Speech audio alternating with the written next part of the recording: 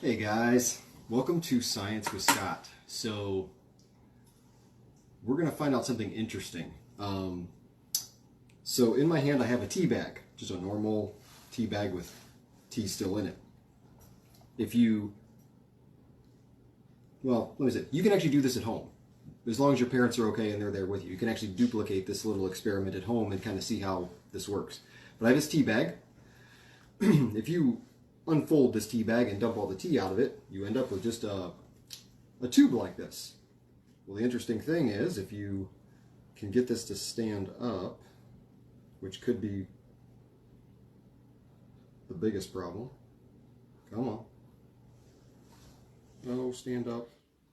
It's very light, so sometimes it doesn't want to stand all that great. Then you light it on fire.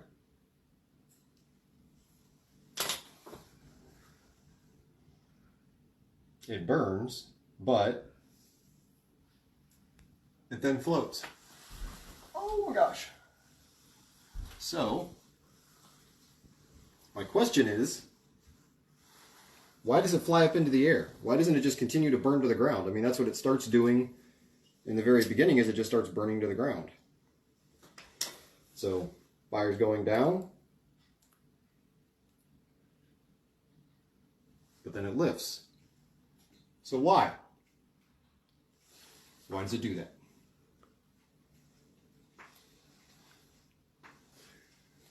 And it makes a mess too. So think a little bit about last Science with Scott. So last Science with Scott, we learned about helium and why it changes your voice. And we discussed that helium floats. As far as when you fill a balloon with helium, it actually floats in air because helium is less dense than air. Aaron says because science. That's what people said with the helium last week, and even though that answer is partially correct, that's the cop-out answer. That's like asking a question in Sunday school and raising your hand and going, Jesus! While most of the time that'll be right, that still doesn't give the specifics as to why it happens. So we learned with helium, since helium is less dense than air, it floats or it rises. So what happens to heat? What happens with heat? Hot air. Does hot air rise or does it fall? Well, hot air rises because as you heat a gas, it expands. As a gas expands, it becomes less dense, which means that it rises. The more dense air surrounding it will fall, the less dense air will rise. So if I take this lighter and I hold my hand above it, I can feel the heat. If I put my hand down here, I can't feel the heat because the heat's rising. Okay? Same thing if I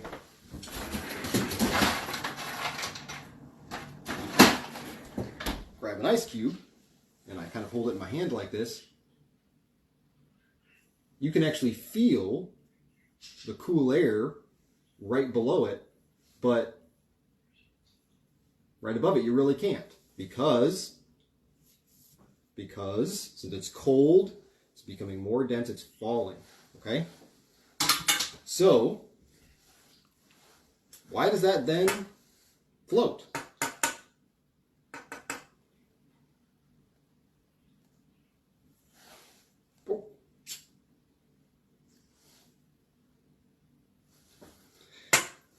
Think about this. You're lighting something on fire. You're creating a fire. Okay, that heat is rising. You're creating an area.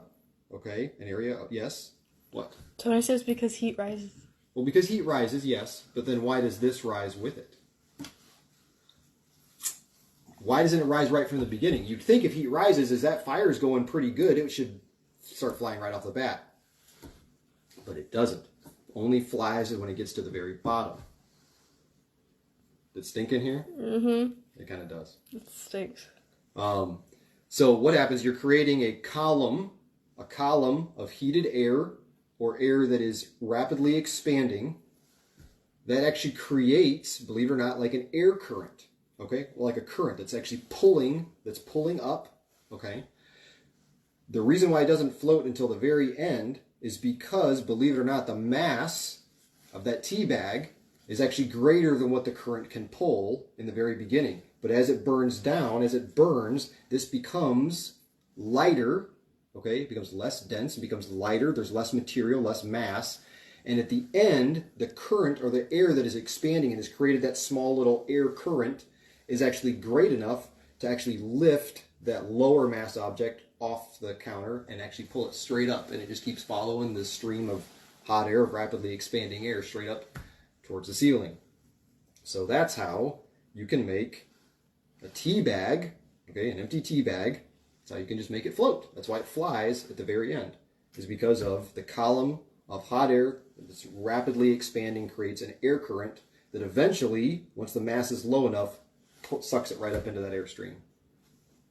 So that's how that works. And you can try that at home as long as your parents are there and they're okay with you doing it and they supervise you doing it. But it's actually a pretty cool little thing to watch happen. Can you do it again? Can I do it again? Yeah. I can do it with this one. Hang on. Family friendly. Yes. Use knives.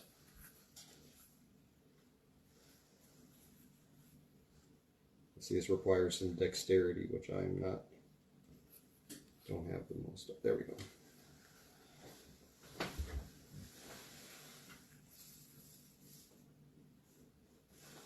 All right.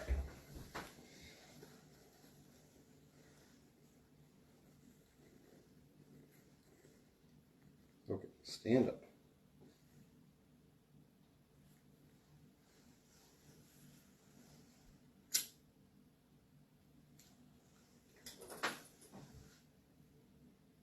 So you got a decreasing mass, decreasing mass, decreasing mass. And then it just follows the air current. And then it comes back down because then once all the temperature is neutralized, obviously there's no current, there's no heat source that's going to continue to pull it towards the ceiling. But yeah, and that's pretty much what's left over. It's a little ball of fuzz that'll turn your hands black. Ew. Hey! It's all over my hand. Seriously. Rude. So that is Science with Scott. So thanks for tuning in. We love you guys.